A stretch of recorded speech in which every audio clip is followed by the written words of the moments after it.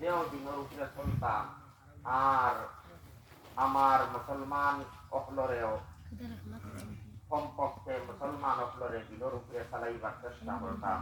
নিজের আত্মীয় স্বজন নিজের পরিবার পরিজন থাকি লইয়া নিজের মুসলমান প্রতিবেশী দেশবাসী সারারে দিনে ইসলামের দিকে দাওয়াত দিতাম, দিনে ইসলামের উপরে আমল করতে করাইবার আমরা চেষ্টা করতাম। বিশেষভাবে সমাজের মধ্যে নাজাইজ কাম যখন হয় তখন এইগুলা দূর করার বাধা দেবার আমরা হইলাম লাগি আমরা পাইছি।